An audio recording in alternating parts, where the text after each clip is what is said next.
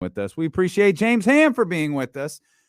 Fresh from shoot around here today as the Sacramento Kings take on the Houston Rockets tonight at the Golden One Center. Any news and notes coming out of shoot around we should be aware of? Yeah, actually, everyone was healthy and at shoot around, and then we heard after the fact that Kevin Huerter is now questionable with a non-COVID related illness. So, not sure if we will have red velvet this evening or not. But yeah, interesting. He was at shoot around though. You know, I thought I looked around and everyone was there. I did notice that Nemias Keita and Keon Ellis were not in the building, even though they weren't on the injury report. And the injury report for them usually says G League assignment. But then I got clarification, and they will be at the game tonight, even though I don't think either. Well, one of them might be in uniform if Herder misses. But if not, they have a 15-man roster again after picking up PJ Dozier. Okay. What'd you think of Monday, Ham? Nice little beat down of the Magic. The one that I think you tweeted it out, and you're 100% right. You know, we need it as fans. The Kings need it. You know, as people who cover the team, we all needed one where it was like, all right, easy win that we can, you know, relax in the fourth quarter. Yeah, I think for the first time in what feels like a couple of weeks, that was a blowout. Like it wasn't even remotely close. And if you really look at what happened there, I mean, Orlando played really well the game before and really well the game after. So kind of makes you feel like it might be a better win than you think. You know, that's a team with like incredible length and athleticism. And I thought the Kings took them out of their game really early. And, you know, the Kings have an opportunity here against Houston for 2 games against a team that's lost 7 straight and only has 4 road wins on the year and only has 10 wins overall. This is a moment where you can't let off the gas. And I'd like to see them build some momentum, but also show that they can just drop the hammer on somebody and end it like they did with Orlando. Against bad teams, that's what you should do. And, you know, you're going to have to figure out a way to build that momentum so you can do that against good teams. And for me, this team plays really well against bad teams. They don't always win. Like we've had some slip ups here, but even the bad teams that they're not really that bad. I mean, is Washington really that bad? Is Charlotte really that bad at full strength? I think Charlotte, was it Washington went on a win streak? Yeah, they won like 4 or 5 in a row. Well, including that game. Yeah, and Charlotte, if you take away the injuries, that's not a bad team. And they got healthy 3 games before the Kings. That was kind of like the 3rd game when you start to really figure out the flow and stuff. So yeah, the Kings have lost to a couple of teams that you would hope that they wouldn't.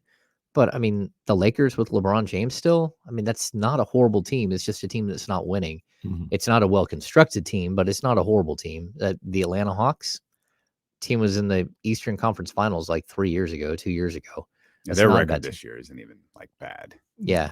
I just don't like them, so I talk really bad about them. I don't like you. I just don't like them, Ham. I don't know what it is. I just do not like the Atlanta Hawks.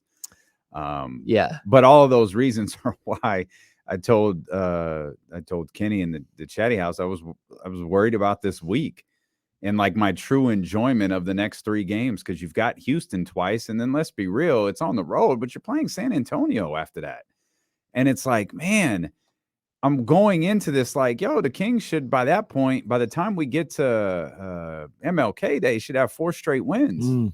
Headed into that Wednesday rematch, final game of the season against the Los Angeles Lakers, and then back here for the Thunder. I think it's on Friday. Yeah, how big is that game against the Lakers? I mean, if you can somehow string together these 2 wins here and then go to San Antonio and get that win, that'll put you 4 straight.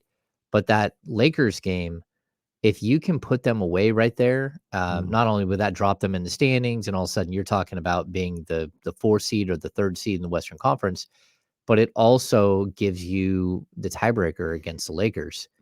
And that could come in huge later on down the road. I mean, you never know with that team, especially if they make some sort of strange trade that makes them better, or if AD comes back and somehow plays the last 40 games of the season. So, oh, damn. Sorry. That wasn't nice. That's You're what right. duct tape's for. That's a bad host. Bad host. I hope he makes it. He's a good ball player. I do too. But I mean, that's a great point, man. I mean, and Damien, you brought it up too. I mean, you could be, if you handle business, you could be setting yourself up for a nice little run. And we talk about numerous different times somebody in this Western Conference creating a little bit of separation. You have an opportunity to do that. We talked about it a couple of different times, James. Having a cushion for when the schedule kind of balances back out. You've got the opportunity to get that cushion. So far, they haven't really taken advantage of it. But you got another opportunity coming up in the next 4, 5, 6 games to do that. We'll see what they're able to do.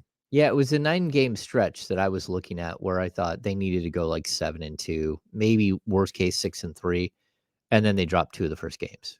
And so you're like, okay, are we really going to think that this team can just rattle off 7 wins in a row? I mean, is it possible? Sure. You know, they've got a couple more games here that they could easily put away. But you know, you don't want to get too high, too low on this team. They prove you wrong every single step of the way. And yeah, got to kind of pace with them. Like, all right, where are we going this week? What do you think about Keegan's response in that Orlando game? Because much was talked about, even us that night over our old fashions and waters over at Sauced. We were talking about Mike Brown calling out Keegan Murray for having 0 rebounds in that game. And what'd you think of his response on Monday? I think someone needs to make sure he understands what he was being lit up for, because what I saw was not a good response. And like, he ended up scoring and he looked good. He hit a bunch of 3-pointers. That was great. But it took him until the mid-second quarter to get his first rebound. And the problem that I have, some people say, oh, well, he's playing on the perimeter, or this is not how he played in college, or blah, blah, blah. Well, I watched the tandem of Chimezie Metu and Trey Lyles come in and crash the boards one time after another, after another, after another. So why are they able to do it and he's not? And there were even some balls where like dribblers rolling right to him, and he stood there and watched, and someone else raced in front of him and grabbed the rebound. He needs to have a sense of urgency that he doesn't have right now. And I thought Mike Brown calling him out was a bold move, because again, we haven't seen that from Mike Brown. And to be honest, we haven't seen it from many coaches over the last, decade and a half in Sacramento, where individual players get called out in the media. Mm-hmm. But like, I didn't love the response. I'll be honest. He had 3 rebounds. That's not what Mike Brown's talking about. We don't need you to get your season average. Your season average is trash. Mm-hmm. We need you to average 5 or 6 rebounds a game as a rookie. And we need you in year 2 or 3 to average 7.5. And that's who you need to be as a player. And so, yeah, was he better defensively? Sure. But overall, I don't think the response was there, from, especially like, he went like 5.5 quarters without a rebound. That's crazy. It's probably worth pointing out too that he, we could talk about him being on the perimeter. We could make all of these excuses for why he's not getting rebounds. But what's clear is that Mike expects him to, and that's what matters. Mike is the one putting him in these positions offensively, and still is expecting him to crash the boards, or is expecting him to get rebounds. So you don't need to come up with all these different reasons as to why he's not. Mike is expecting him to, and that's what matters the most. Because if he wasn't, he wouldn't have mentioned that in the post game the way that he did on Saturday night. I totally agree. And I mean, look, all season long, the Kings have been one of the best defensive rebounding teams in the league. Right now, they're 3rd in the league in defensive rebound percentage at 74%. And they're 0.2 behind the Denver Nuggets for number 1, and they're right behind the Milwaukee Bucks for number 2. They're in a very good defensive rebounding team. But I'll flip the switch to the offensive rebounding percentage, and they're all the way down at 24th. And I felt like early in the season, we saw Mike Brown give up on offensive rebounding because his team was getting killed in transition. And that's not what they wanted. They want anyone that's from the break of the 3-point break and up, like, to go back and get on defense. But if they're in the corner to the break, they're supposed to crash the offensive glass. And that just hasn't been part of what this team is doing. And then all of a sudden I'm watching Trey Lyles and, again, Chimezie Metu flying in, specifically Lyles, because he is in the corner stretching the defense. He's standing there at the 3-point line. And all of a sudden he's flying in and grabbing these rebounds. And you're like, wow, look at Trey Lyles go. Trey Lyles got the memo. Whoever was handing out the memo, Trey Lyles looked at the memo, read the memo, said, oh, okay. if I go rebound, I'll get more minutes. I'm in, so he's the guy who brought extra food to the potluck, and he's like, I got it. And the other guys just hadn't got it up to that point. And then we have Chimezie Metu have his breakout game, which I'm sure we'll talk about. But again, it's about like understanding what Mike Brown wants. He clearly is a communicator. He is telling these guys what exactly he wants from them in order for them to stay on the court. Whether they pick up on it, whether they deliver, is up to them. And so far, we have spurts where some guys do it, and then spurts where a bunch of guys just don't do the job that's being asked of them. And I'm like thinking about everything that you're saying right there. And like you said, it really doesn't matter why anything is happening. It's the fact that that's what Mike Brown expects. And if it's not happening, it's a problem. But I'm like thinking, and it's like, based on that, and I guess they don't necessarily do it too much anymore, but do we see Keegan in the corner as much as Trey Lyles? Yeah. I feel like, I don't know.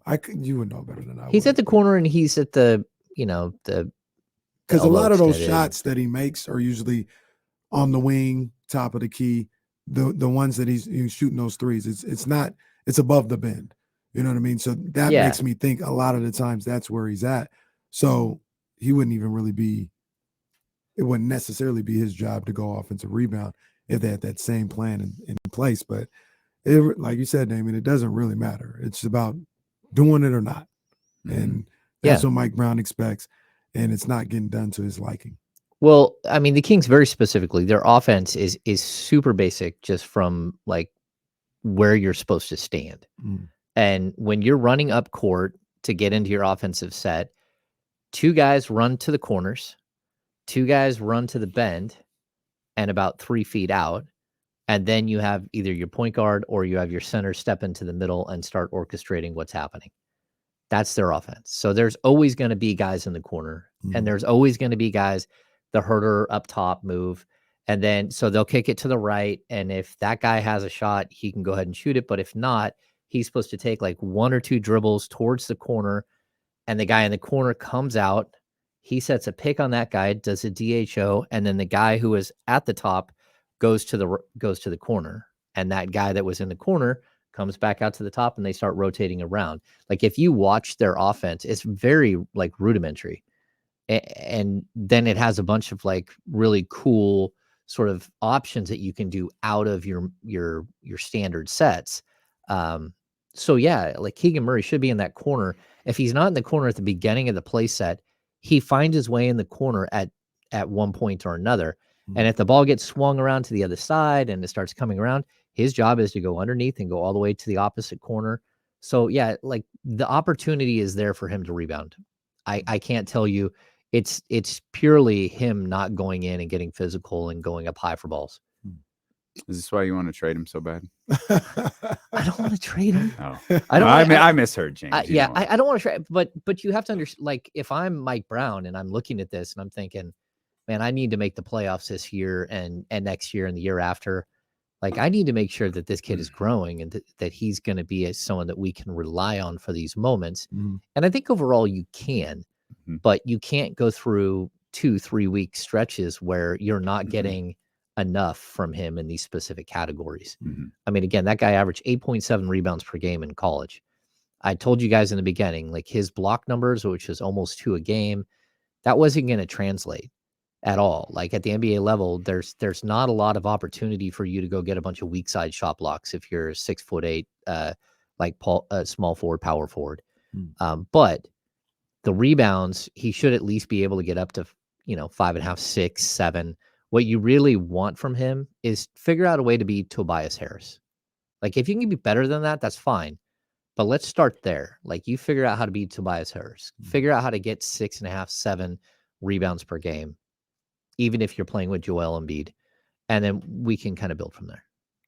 You're listening to D'Lo and KC on KIFM West Sacramento, 98.5 FM, KRXQ HD2 Sacramento, ESPN 1320, driven by our friends over at Lasher's Elk Grove Dodge, always live on the free Odyssey app. You can download that on your smartphone or tablet. Now you can watch the show on Twitch, YouTube, and Facebook Live, and even at ESPN 1320 on Twitter. James Ham, creator of the Kings Beat and our 1320 Kings Insider. with us here as we get ready for the Sacramento Kings and the Houston Rockets tonight. You mentioned Chimezie Metu a few moments ago.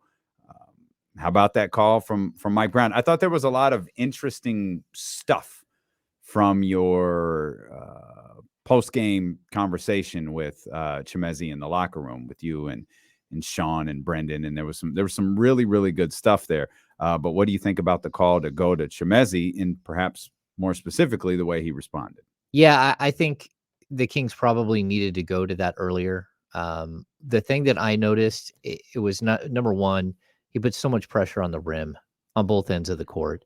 Like he's not a great shot blocker, but he does actually have the athleticism to scare people and the length. But on the offensive end, he just puts so much pressure on the rim. You have to be defending him at all times because he's so good in the pick and roll, and he's so good on the lob. And so you've got to really, really pay attention to him, which opens things up for other people. There's a bunch of different ways to space the floor. But he can space a floor as a vertical leaper in it just a different way. And so I think that's great. But I also he came off the bench and instantly got into the flow. He didn't wait. He didn't try to, look around and have someone try to get him in the action or set him up. He was active. He had energy. He went and rebounded right away. He got a couple of putbacks. Those are the things that are going to get him minutes. And then the other thing, I thought, the reason why Mike Brown went to him initially, and it was, you can remember the moment when Mike Brown went to him. They're getting blown out by the Warriors in San Francisco. Mm-hmm. And in the third quarter, he said, all right, go out there. And all of a sudden, they were able to switch 1 through 5. And that doesn't mean that Chimezie's going to be able to defend Steph Curry. But the fact that he can move around on the perimeter and he's not clunky and he's fluid, it really does give the Kings another more flexibility within their defensive sets. And I think what we saw right away, that's exactly what he was doing. He was all over the place, and he was vocal, and he's pointing direction. He's telling people, I got this guy, I got this. I was like, hey, look at that. He is so engaged in the game. And I feel for Rashawn because he kind of got his opportunity here, and it's probably over for a while, if it's not over completely. I mean, I think that they will continue to shop him all the way through the deadline to try to find a spot that he just fits better. And that doesn't mean that Chimezie Metu is going to be the long-term answer. The Kings could go out and get a different center option, and this whole thing could switch up again. But for right now, I think Metu, not only was Mike Brown complimentary of him, but in the locker room, Chimezie was honest. Mm-hmm. It was put to him. He didn't want to talk about what him and Mike Brown had said to each other back and forth. But when it was brought to him that this is what Mike had said, that maybe he had got too much confidence, maybe, got a little ahead of himself. He was honest. He said, he's right. I probably got a little full of himself a little bit. And I think he was served like a big old plate of humble pie. And it's weird to have a player who, is fighting to stay in the league need that, but sometimes they do. I mean, these are from the moment they were, 8 years old. They've been the best kid on every team they've ever been on. And so it is really hard. You don't want to take the confidence away from somebody, but sometimes you need them to stay focused. And as soon as he started scoring, he started letting all of the other things kind of slide. And as soon as that happened, Mike Brown just used the hook and said, nope, I'm done. And went back to Rashawn. I thought all parties, both parties, whatever you want to say, handled that the way I would love to see it handled. Mike Brown made it perfectly clear in the post game that both Chimezie and Rashawn have been true professionals through this. Yep. A situation that hasn't been easy. They've, stayed with the team. They've been professionals. He had faith that they'd be ready, whenever they're called on. And I liked him saying that. And then they were asked Metu if, you guys had talked. And he said, yeah, we talked. And then what'd you guys talk about? I want to keep that between us. Yep. And I think that's perfectly fair. That's a conversation for him and Mike.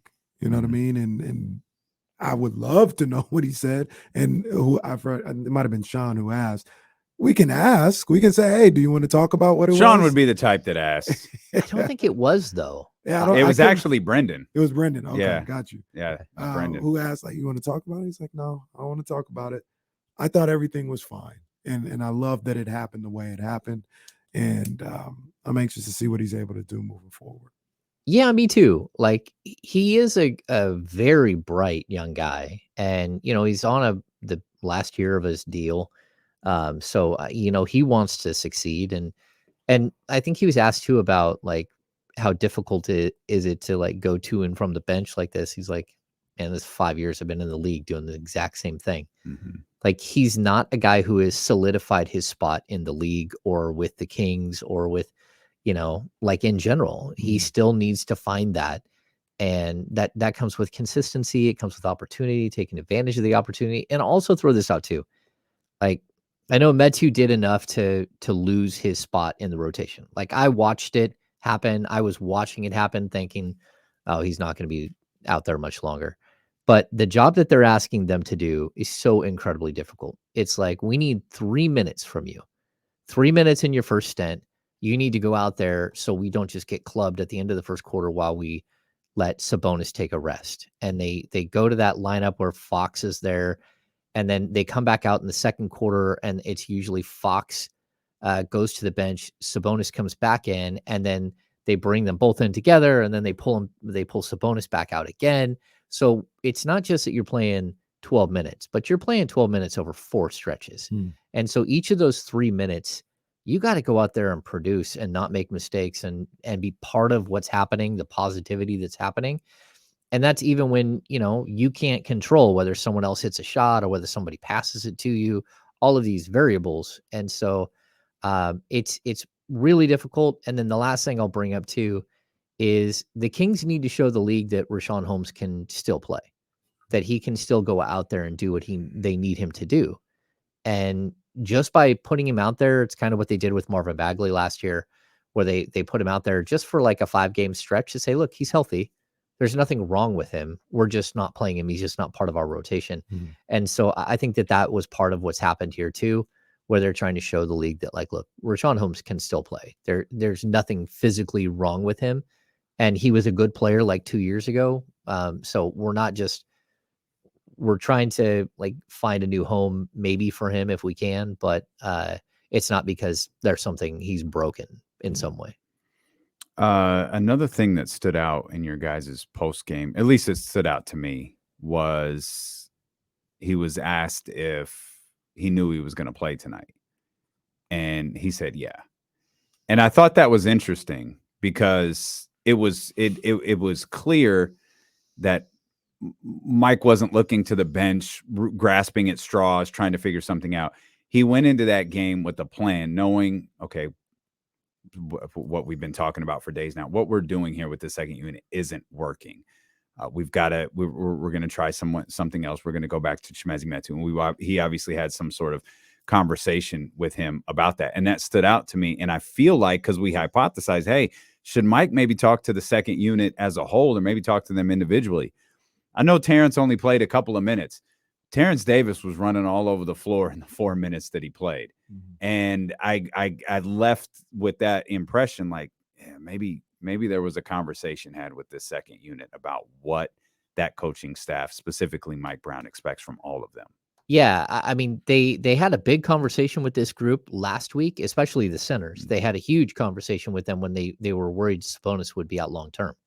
Like they sat down and had this conversation. Like, everyone is going to have to step up if this is what's happening, and we don't know. We're going to give it a shot. We're going to put him out there. We're going to see how he handles it and all that stuff. Well, sure enough, like Sabonis isn't even on the injury report anymore, which I'm not sure what that's all about. But I mean, like, his hand is magically healed.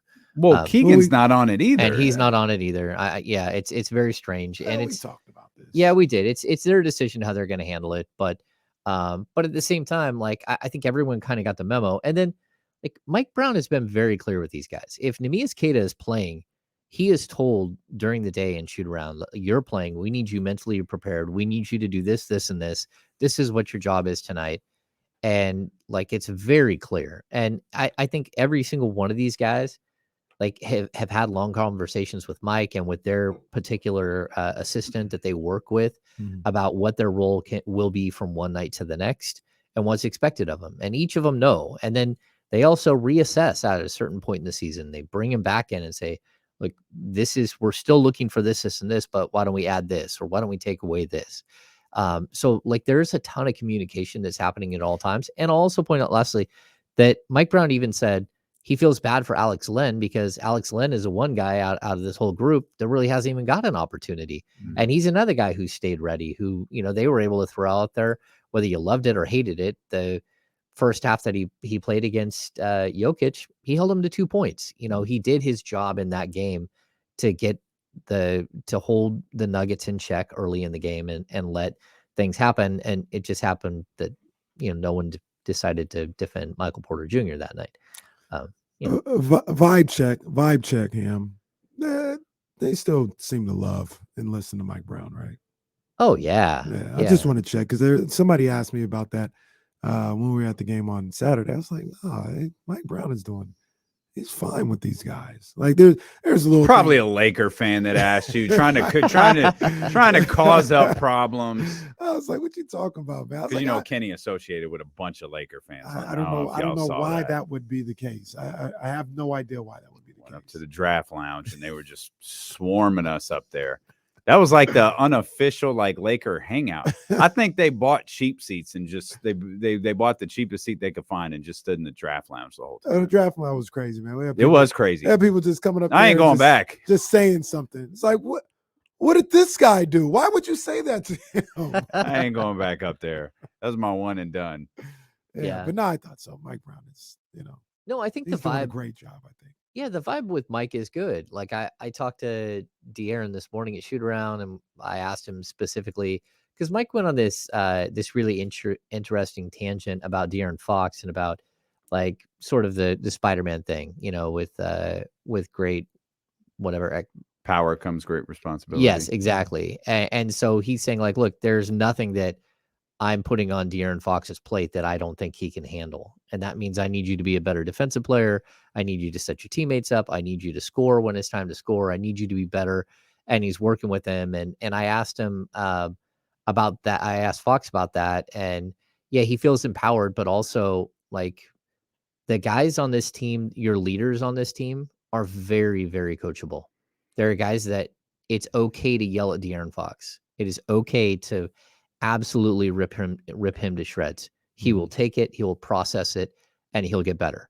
And the same thing goes for Domantas Sabonis. Like these guys, your two big key players here can absolutely take coaching. And that's a big deal for Mike Brown. And as long as they are bought into him and the way that the vibe is on this team, they will drag everyone else through.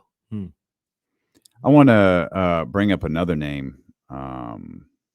And I'll do it with a Will Z stat. We mentioned this earlier, and I teased it and didn't pay it off. So that's on brand with the show here. Malik Monk and this is from Will Z. Malik Monk and Chimezie Metu seem to have a strong connection off the bench, and it shows in the numbers. The two of them have played 261 minutes together and have a net rating of 5.9. It's the 14th best net rating out of 62 two-man combos, with a minimum of 50 minutes played. Again, that's from our man Will Z, and that came up because we were talking earlier about how Malik and Chimezie seem to have a connection.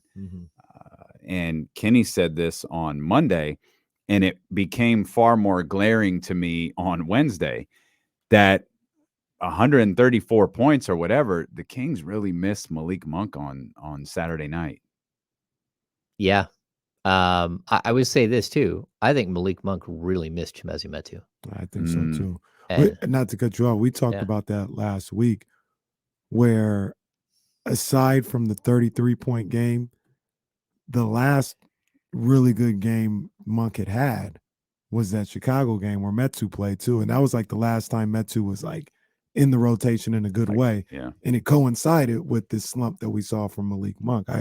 I agree with you, Ham. I think he did too. Yeah, I would actually like to see if Will Z can come up with the two-man game for Richaun Holmes and Malik Monk. Get to work. There's nothing Will Z can't do. Yeah, I mean, because I think that's the big comparison, like, because that's who Monk is playing with primarily, is that second big.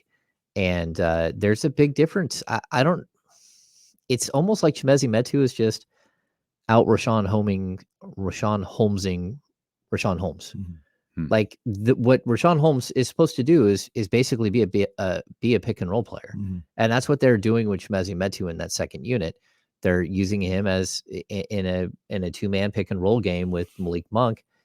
And I don't understand why that hasn't worked with Holmes. It almost feels, James and Damien, almost feels like they play a little too fast for Rashawn, which is crazy because he's super athletic. He's fast in his own right.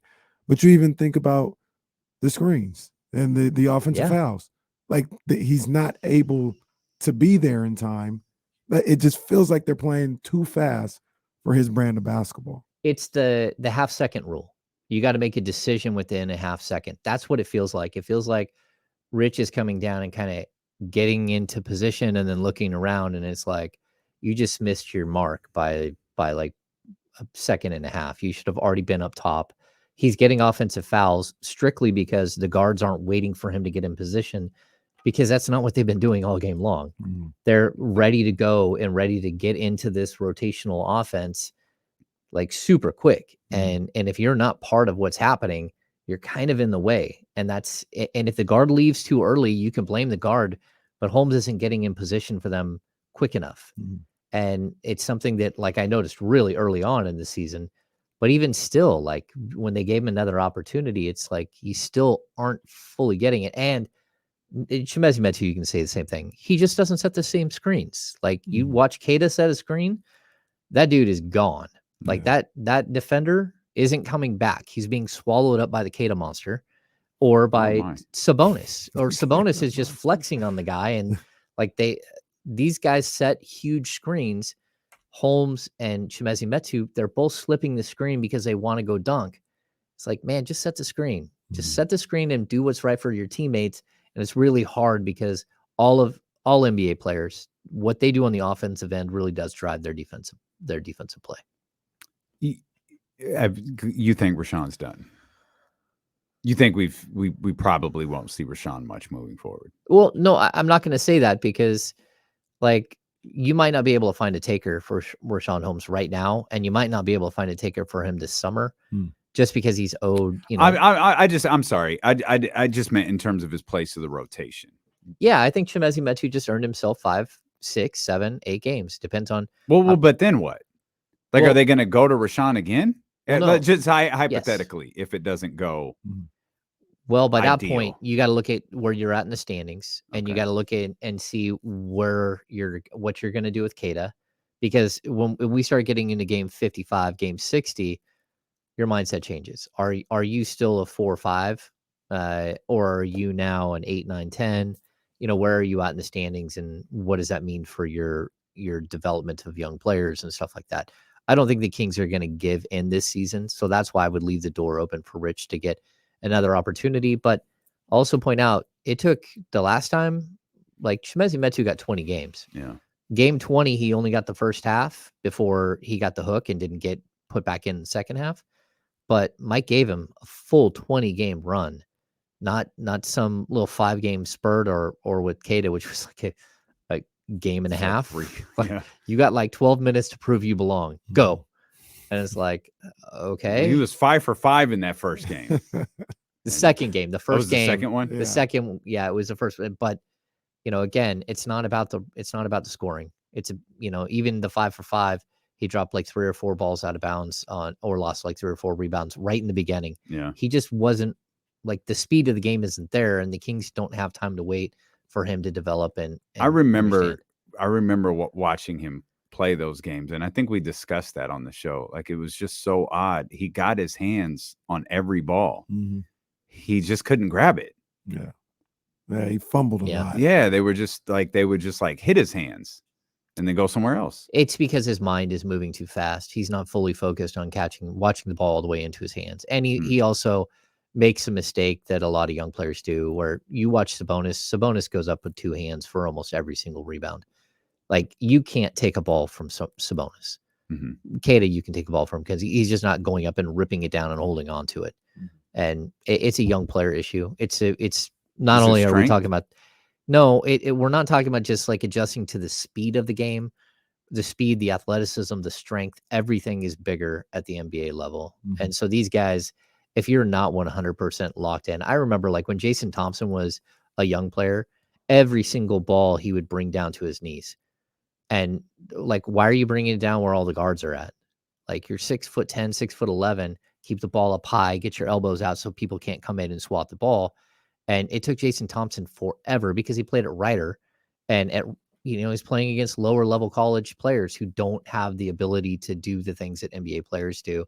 And it took him so long to adjust. Not only that, but like his feet were facing the wrong way on his jump shots. Like Jason Thompson had a bunch of issues to work out as a player. And I'd say the same thing about Keita. Like he has a bunch of issues because he played at Utah State. And it's not going from Kentucky to the NBA. It's going from a much smaller school against much smaller competition and trying to make that adjustment on the fly. How long? Real quick, Casey. Sorry. Yeah, we've got tickets to see the Sacramento Kings take on Toronto on January 25th. You want to get your hands on those? Caller number 3 right now, 916-909-1320. We'll get you all set up. Again, the Sacramento Kings take on Canada January 25th here at the Golden One Center. Caller number 3, 916-909-1320. I was just going to ask, how long in a situation like Keita's situation, how long would you give him if you were the Kings? Like, is this a 2-year project, 3-year project, 4, 5-year project? For Keita? Yeah. Oh, man.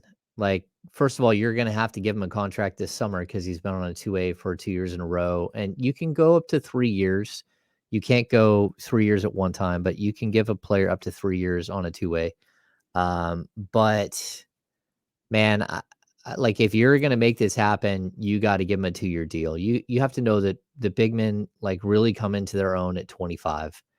And that's historically throughout the league. On occasion, there's some player that gets it like way earlier, but go back and look at Joel Embiid. He sat out 2.5 years to start his career. And it wasn't until he got to a certain point where his, everything starts to click at the NBA level.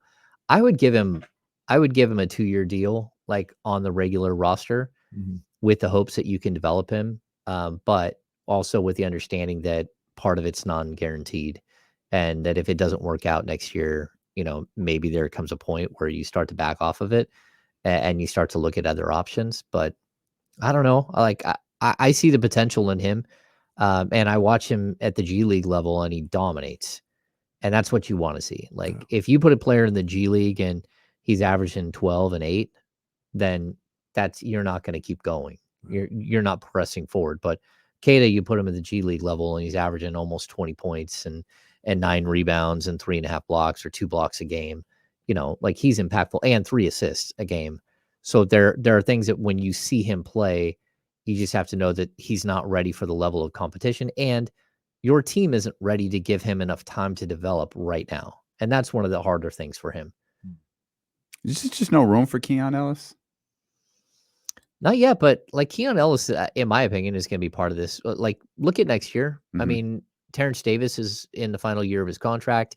Even like PJ Dozier, what you're getting with PJ Dozier is Keon Ellis, but like the mature version, like the one that's already played NBA games and already played in the playoffs and already understands what it takes.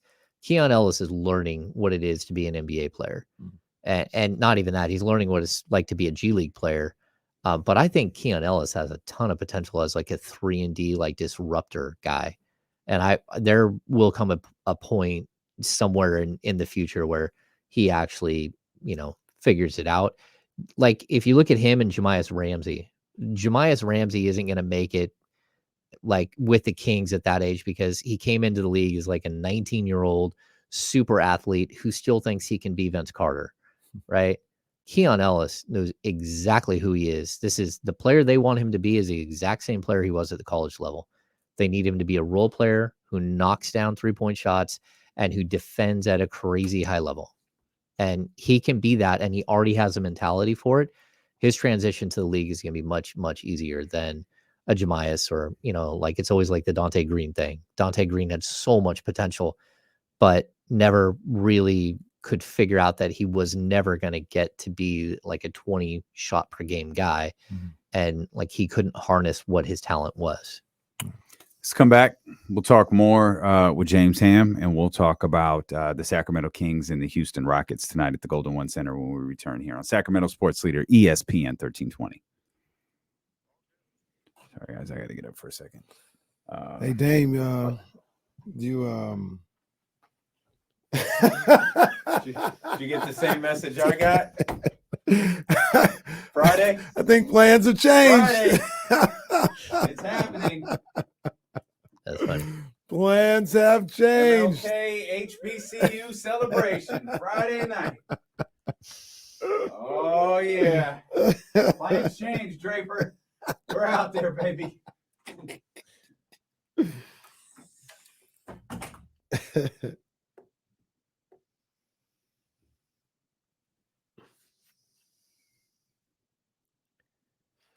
What's up with you, James? How you doing, man? Everything going good out your way? Like, has there been any other weather-related issues? No, we've been good up there.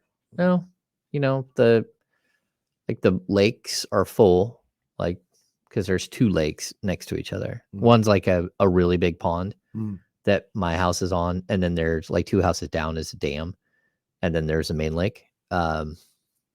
So like it's high, like really, really high, like over the top of most people's docks still. Like there's just nothing you can do with all the water. Even like today, we're still going to get like, I don't know, half inch of rain.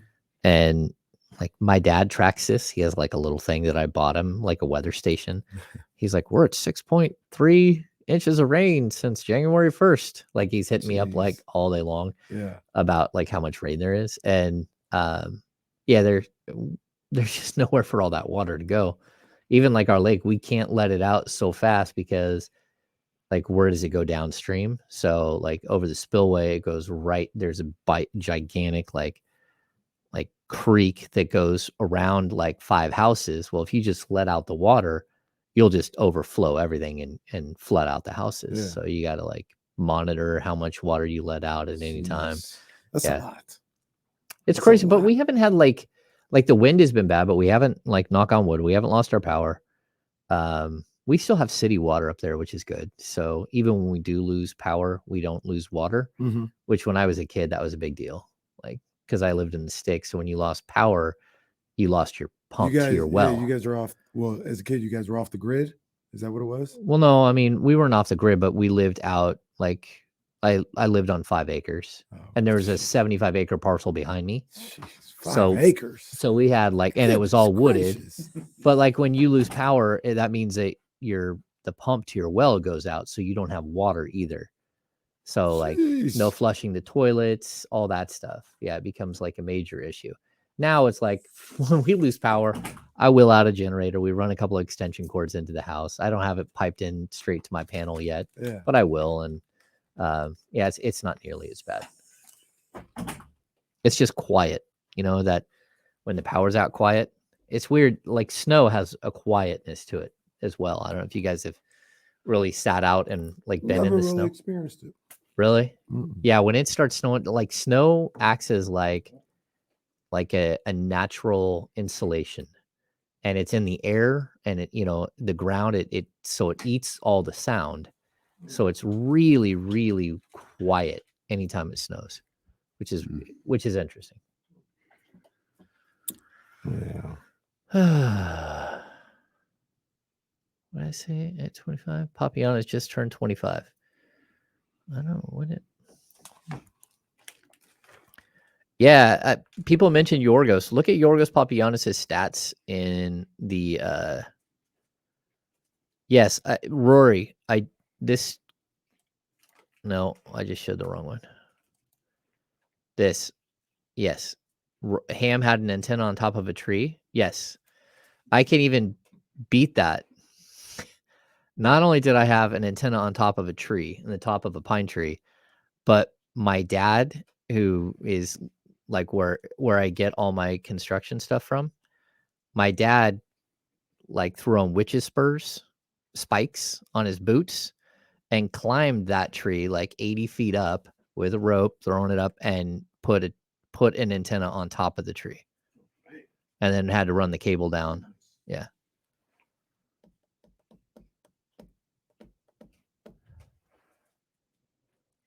Andrew, I'm not worried about Fox's regression on the 3. I think, there's going to be times during the season where he just doesn't have his legs. The dude's averaging like 14 points a night in the fourth quarter. Like, you're going to miss some threes when that's what you're doing. Why is it so cold in here? It is cold in here. It's later in the day. Why does it get colder later in the day? It was honestly cold earlier too, because I noticed that when I got into the studio today. It's probably, you have a thermostat right here. It's probably on a timer. It's at 70 right now. Well, 70 should be fine. I don't know, man. Couldn't tell you.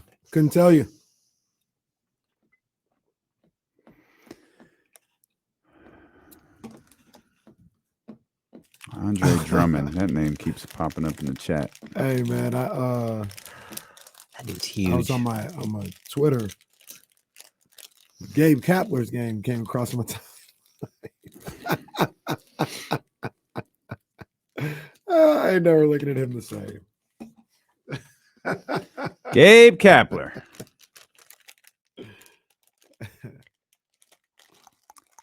Gabe Kapler. He's gonna be fired by the end of the year because that team sucks and they're gonna blame him. I think Gabe is a good manager. Dark. I think he's a good manager. He's like what? What's it? Now, what did I do wrong? What did I see wrong? What the hell just happened? It is what it is. A little 10th inning. We was just having fun, and all of a sudden, you like your whole just everything. The tone got dark. Well, poor Gabe Kapler. He's going to be without a job. The team stinks, and they're going to blame him first. Just out of nowhere. Literally came out of nowhere. Should be Farhan getting fired first. Yeah. Well, it should be. Something just got. They're gonna blame Gabe. They were blaming Gabe last year. The roster was garbage. Who was he supposed to put in the game? He can't go to Duvall in the 6th inning. No, it's not a good strategy. He tried that one time too, and they still lost the game. You okay? That's funny. I saw the Kapler and it reminded me of the Giants. Carlos Correa. Correa Reminded you of? Carlos. Yeah, I did. Carlos Correa back with the Twins for $200 million. Okay. So I was thinking about this yesterday after the show ended, and then obviously physical all that stuff came up today. That deal was done yesterday, and I think the idea was like, look, you've seen this, you already know what it is. Mm-hmm. You could sit 6 years, 200. There's no physical. We're not going through this whole circus again. Like you have it's a done deal. I think it was a done deal yesterday. Oh yeah. They just. I don't even know that the dude took a physical today. I can imagine that. They said he passed his physical, but I'm not sure. I'm kind of with you. I'm not sure that I've fully. Hey, step up these stairs. You passed. Step to the right. One step to the right. There you go. Good job. Good. Yeah. I mean, Giants could have done that. 6 years, $200 million. Brandon Belt going to the Blue Jays. Yeah. Oh, okay. Wow. You know, the Seems Kings play the horrible. Rockets tonight with Kevin Porter, right? Kevin Porter Jr. He has some really crazy. So he signed this mega deal, right? He got this year he makes 3.2, but next year 18.2, 18.2, 18.2, and 18.2 the next 4 years. So what is that? 72 million, right? Yeah. Okay. 73 million over the course of 4 years. I believe you. But of that money, which I have never seen before, it's like 1 million guaranteed, 3 million guaranteed. It increases to Oh my God, he got an NFL contract. He did. He got a How the hell did that happen? So his guarantee increases to 1 million if he's not waived by July 1st, 2023. So that entire deal that he has, they could waive him on before July 1st this year. Wow. And not pay him anything for next year or pay him $1 million. It increases to 3 million if he's not waived by the regular season game for the 23-24 season, and 6 million if he's not waived the date that is 5 days after the 2023-24 trade deadline. So like his deal is like one of the rarest. Brody really got an NFL contract. Damn. He did. Just like, hey, this is standard, pal. Sign it. It's Yeah. standard in the National Wild. Football League. Kevin Porter probably needed an NFL contract.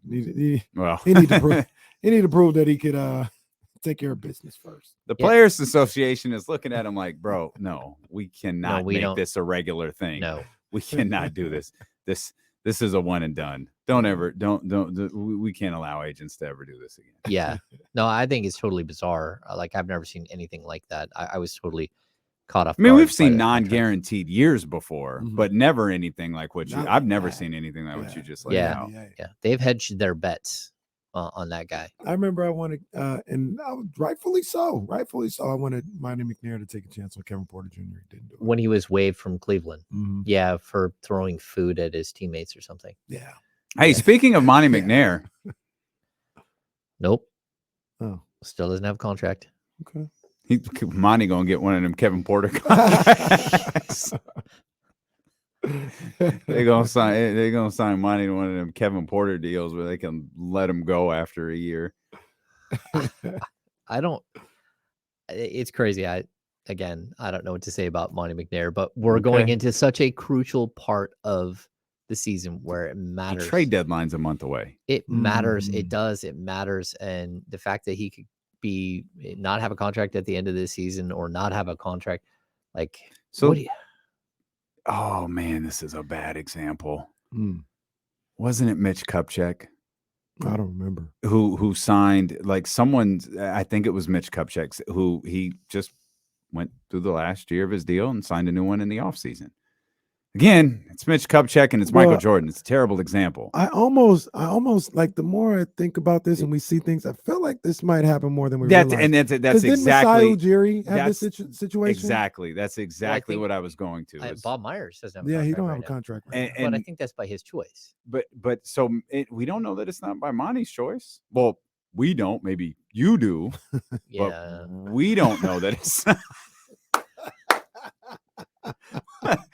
Yeah. Well, I don't know that it's. I think it's the post-traumatic stress disorder coming in play with being a Sacramento Kings fan and feeling like something good is happening and it's all falling apart. And I'm 100% of the belief Monty McNair deserves a contract extension. He needs a contract extension. I just don't know that it's terribly uncommon in the front office for this to happen. Yeah. I mean, we gave James is three. going to cuss at me Well, as we soon as we gave- go to commercial. We gave 3 examples, and like Masai Ujiri, if anybody should never go into the last year of their contract without being signed, is Masai Ujiri. Now, once again, to your guys' point, I think that was more Masai's thing. He wanted to keep his options open, but I don't really remember how that went down. Well, maybe Mitch Kupchak wanted to keep his his options open too, There's because that. I'm sure he has a bunch of them. Yeah, I'll just say like the biggest thing, like we keep talking about these potential, like would you do this? Would you do that? I think every single one of those deals comes with such huge risk reward, right? Mhm. So we can look at this team right now and say, okay, are they really a 4 seed? Sure, in the standings right now they're number 4, but I think like being realistic, you could see the Clippers fly up, you could see the Warriors fly up and go right above them and push them down to the 6, 7, 8 spot without even really like digging into other teams that have that potential as well, like a Minnesota Timberwolves team Mhm. that could figure things out like they did last year and all of a sudden start going on a roll. So like I bring that up because like Monty should have like an unobstructed view of what is going, like he should know all of the ins and the outs of what he should and can and might do, but he should also have the leeway to swing for the fences or to make a mistake here that might cause you a little bit of short-term damage in order to do great long-term things, right? So like we saw this team crumble when they traded Amon Shumpert a couple of Mhm. years ago. Like, so Monty has to like keep things like that in the back of his mind, like the chemistry of this team, everything else, when that means looking at like Harrison Barnes in a totally different light. Harrison Barnes is an expiring contract. He's $18.3 million, and you might not be able to retain him this summer. And so Monty's looking at, he has to look at him in like with different hats on. Like if you're a real world GM who's like, this year is great, we're having a good time, but this is really about building a contender, then he should be on the table. Like, you should be able to make a move. But if you're him and you're like, okay, if I don't make the playoffs this year, it's very likely I'm not going to be back, then I might not trade Harrison Barnes right now. I might risk like one of my better assets, losing one of my better assets for free this offseason because I don't want the team to go in the tank and miss the playoffs this year. That's not what this should be about. It should be about making the right decisions to put this team on a path. And I think Monty has taken those moves, like the Sabonis move. You tanked last season to make that move. Like, you knew it was going to be a difficult move to rebound from, to like switch everything up mid-season. You already knew you're in line for a new coach anyways. So you kind of just threw all caution to the wind and made the big swap. But can he do that again? Like, he doesn't have a contract moving forward. So I don't know. It changes my thoughts on what you might do with a guy like Keegan Murray. Like, would you be more like, if you knew that your job was on the line, would you be more or less likely to trade Keegan Murray right now? And the answer is you'd be more likely to trade him right now for a piece that would make you a better team today, so you can guarantee you make the playoffs this year. Is that a good move for 2 years from now or 3 years from now? It depends on what you're getting back, but most likely it's not. And so that's why it does matter. It does matter that he doesn't have a contract. And, you know, he's a level-headed guy. I know him relatively well. I've had plenty of conversations with him. And I don't think he's going to make some ridiculous move just to be spiteful or anything else. But it's still like they've put him in this position. And that's not usually what you'd like to do. How about this theory? Monty tells them, I'm not negotiating during the season. And Vivek says, Uncle V, hey, that's cool. You're our general manager next year. You're our general manager for years to come. Get through this year. Do everything you have to do. You have full autonomy of this team. We will get everything worked out this offseason. Anybody? Bueller? Could happen. Vivek is very focused on winning. Very focused. He does not like his legacy being this.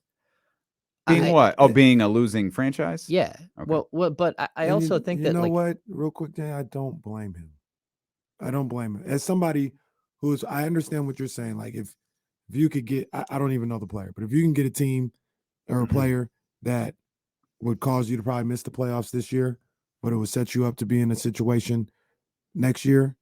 I don't know if right now where this team is, I don't know if I want to take that chance. And if I'm Vivek Ranadive, all that he's had to endure, I'm probably not trying to hear that either.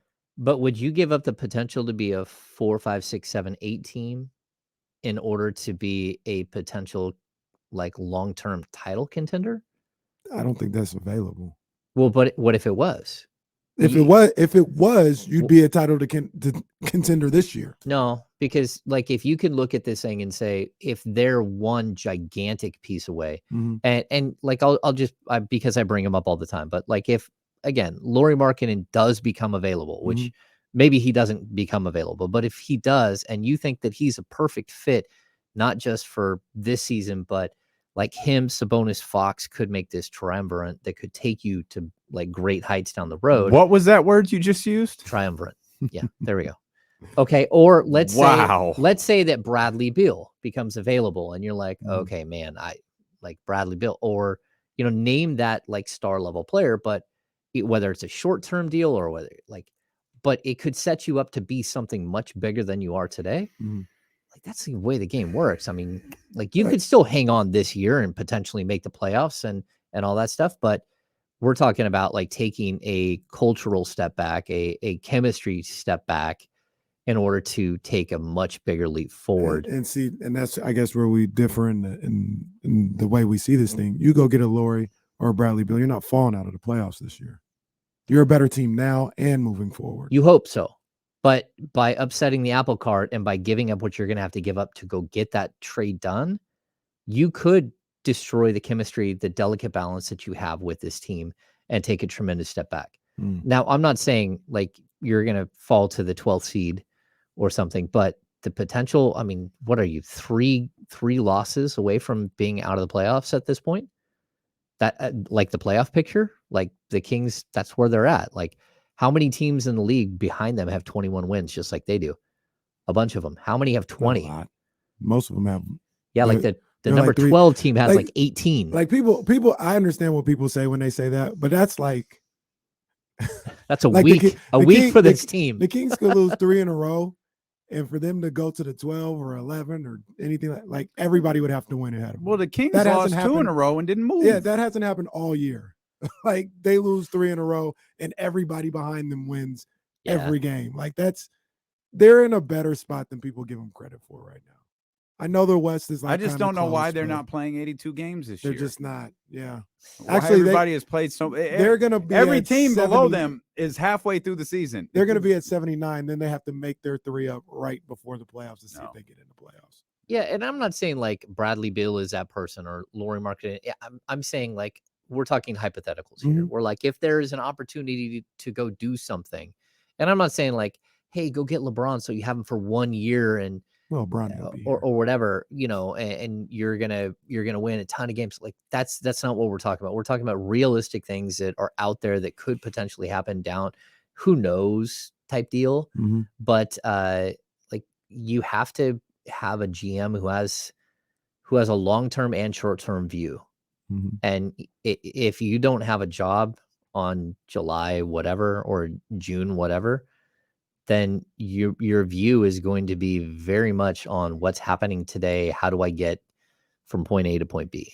I think there's another, but you're talking about upsetting the apple cart. I think there's a component, and athletes don't want to admit this because these dudes are close, they're friends and all of that stuff. But if a deal gets done and it's we'll stick with Keegan because James is hell-bent on trading Keegan Murray. So we'll stick with Keegan. It's just not the case. But okay, but he would be obviously moving him would be massive, right? But if someone comes back and Domas and De'Aaron are in their little boardroom where they're talking about light the beam and they go, yeah, but you see who we got? Like if there's a prevailing thought like, oh, we just got worse. Sure, you screw up chemistry, you screw up everything. But if you said, did we just land Lauri Markkanen? That dude dropped 49. You see what he did?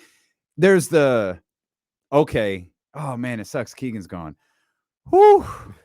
But we're gonna be all right. Like I don't that's think what we got last year from Fox. It is like, man, I love Tyrese. But we got Sabonis. I mean, that's what, and it wasn't a disrespectful thing aimed at Tyrese. It was very specific. Like, have you guys seen this guy? Have you seen what he can do? Like they jump on the practice floor and every single one of them were like, holy cow. Like I told you guys the first game I had got tickets for my son and he was sitting down below us where our media seats are. And he looks up at me in the first quarter and goes, oh my gosh, he's so good. And it was like, yeah, like if you don't watch Sabonis every day, hug heard around the world. You don't know like how good he is. Like, and when you step on the floor as a basketball player and you're all of a sudden you're playing with him, you're like, oh, okay, this is different. This is totally different.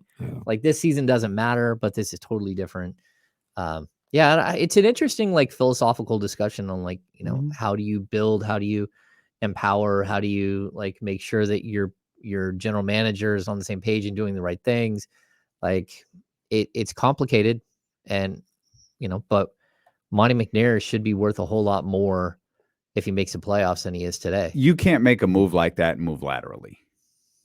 No, you have to move forward. Right.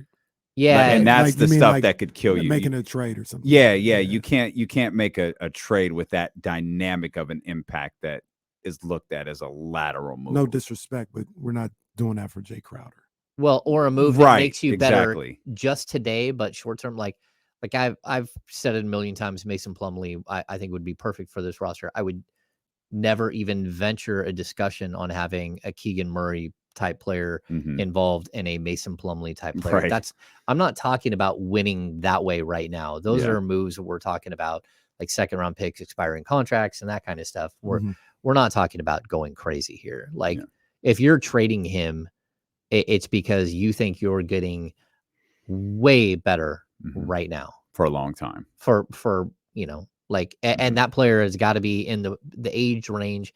You're not taking him and trading him for a Bojan Bogdanovic, who is a really good player, even at age 33, and he's under contract for another 2 years. you're not making that move with a young player like that. Right. You're making a move that makes you better today, makes you better down the road, and you're swapping out someone who has potential for the realized potential. Someone who's already done it, already proven they can do it, already stuck in the league long enough, already shows you that they walk on the floor, they know exactly what their job is, and they can do it. You think they win tonight? Yeah. I think that they showed us that. Do you think that was actually my next? Do you think that what they did against Orlando carries over? And I'm not talking about the 23 threes, like that's a bit far fetched, but that kind of groove that they were in, where you could argue, I mean, or Orlando's not a great team, but they're far from what the Houston Rockets are, right? Like being able to rally up in that moment where you need to win. Do you think that can carry over? Yeah, I think it can carry over, and I also think this team has proven that against the teams that are young and inexperienced, they can dominate them. Their offense, their scheme, their defensive schemes, they're strong enough that against the bad teams, not the veteran teams that are playing bad, but the bad teams, that their system will destroy like a team that's not up to snuff, that doesn't have mature players who can step in and actually do some damage. I like Houston's talent. Like we talked about that a lot. I like their talent, but the Kings should be too much for them, like you just talked about. Like if they're taking care of business, if they're running their stuff efficiently, taking good shots defensively, you don't have to do anything spectacular. Keep the guy in front of you. You know, do stuff like that. They're doing that. They should just be too much for Houston tonight. Yeah, I mean, just about everybody in the league is too much for Houston right now. So, I mean, it's a team that's learning. Like if you put Keegan Murray on that team, he's playing 32 minutes a night. He's averaging 4 or 5 more points per game. He's averaging a couple more rebounds. He's just given so much longer of a leash to make mistakes, to do things that are out of the norm, to just go in and get statistics. Where on Sacramento Kings, he's just not being allowed to do that. And that's what their whole entire team is, nothing but Keegan Murray type guys. Real quick, Houston has beaten Utah, Orlando, Dallas, Atlanta, OKC, Phoenix, Philly, Milwaukee, and Phoenix. Boy, that's wild. Yeah, that's almost all of those are on their home floor. 4 wins on the road. That's interesting. Yeah. We appreciate you so much for being with us. Make sure you head over to thekingsbeat.com, become a subscriber over there to the newsletter, become a premium subscriber over at thekingsbeat.com. Lots of great benefits over there. You can check out the Kings Beat YouTube channel as well. I know they dropped the podcast last night. And make sure you back with us tomorrow at noon